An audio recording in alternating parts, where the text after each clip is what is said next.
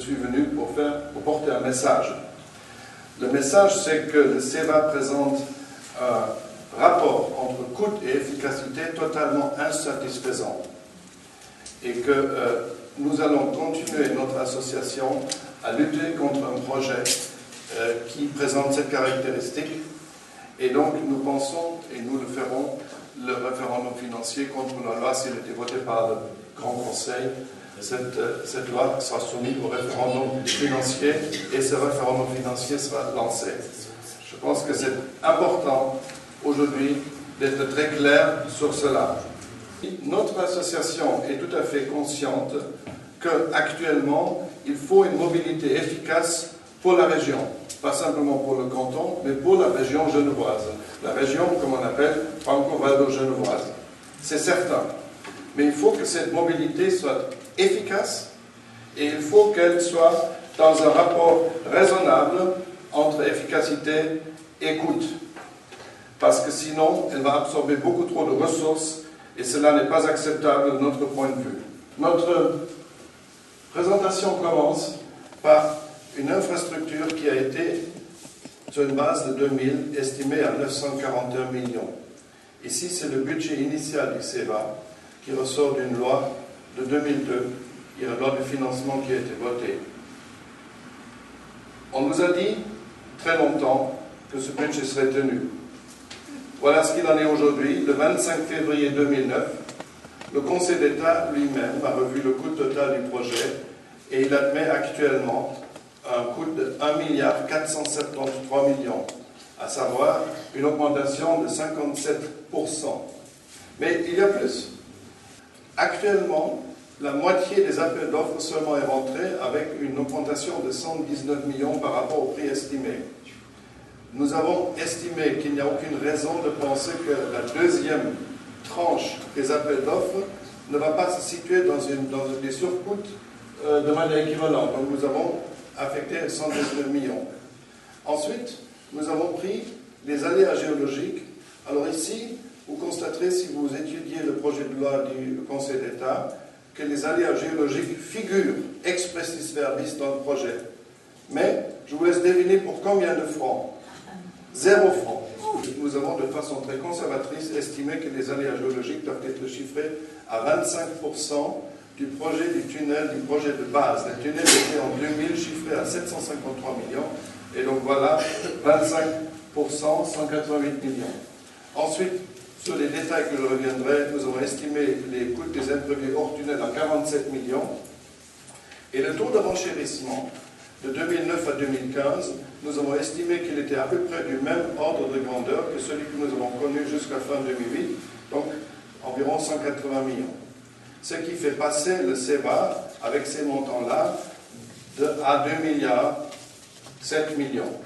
Alors, les aléas géologiques, puisque c'est le poste le plus important, et comme je vous l'ai dit, il est à 0 francs, 0 centimes dans le projet de loi 10.444. Eh bien, la Tribune de Genève, déjà en octobre 2006, avait expliqué, en utilisant le problème des NLFA, pourquoi tous les projets tunneliers connaissent des dépassements très très importants. Il n'y a pas, à ma connaissance, un projet tunnelier en Suisse qui n'ait pas connu des dépassements extrêmement importants. Mais ici, on nous dit que tout est sous contrôle, tout va très très bien.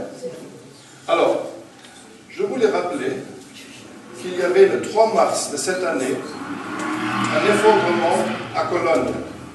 Ce sont les archives de la ville qui se sont effondrées et on admet officiellement que c'est en raison de la construction d'un métro que les archives se sont effondrées. Il y a eu 2 personnes qui sont décédées et vous voyez que le titre du Spiegel, alles unter Kontrolle.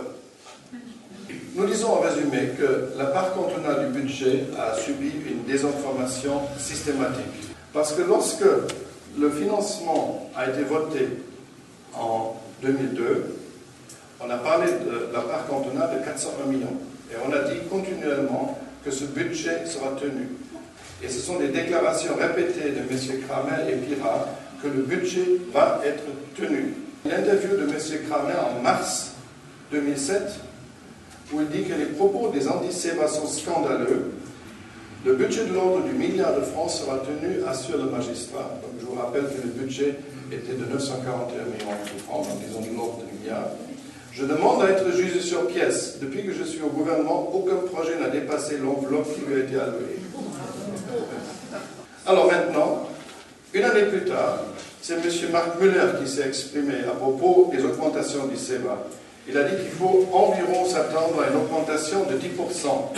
Ce n'est pas nous qui l'inventons, c'est dans un article où on parle SEVA, petit dépassement et autorisation imminente. 10 mois plus tard, c'est même M. Marc Müller nous annonce une augmentation des coûts de 55%. En 2009, nous avons donc, pour être systématique, toujours le budget initial en rouge, de 401 millions. Nous avons ce que le Conseil d'État propose au Grand Conseil de voter, à savoir une loi, un crédit complémentaire, qui couvre ce qu'on appelle les charges imposées par l'Office fédéral des transports et certaines plus-values. Par contre, le renchérissement à fin 2008 est laissé de côté, il est de 131 millions pour la part cantonale seulement. En 2015, avec les chiffres que je vous ai présentés il y a quelques instants, nous avons toujours les 401 millions de budget de base, nous avons toujours les charges OFT plus-value de 107 millions, nous avons toujours le renchérissement à fin 2008 de 131 millions, et nous avons les surcoûts complémentaires du projet et renchérissement 2009-2015 de 232 millions, à savoir la part cantonale. Le budget aura donc passé de 401 millions à 871 millions. Le souverain genevois pourra faire référendum, mais le Parlement est appelé à voter sur 107 millions, ce qui représente exactement 22% de ce qui sera la facture finale pour Genève.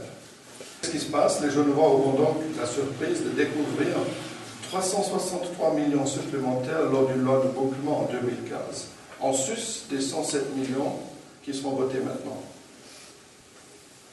Alors voilà l'évolution de la part cantonale entre 2000 et 2015, 401 millions et 871 millions, 117% d'augmentation.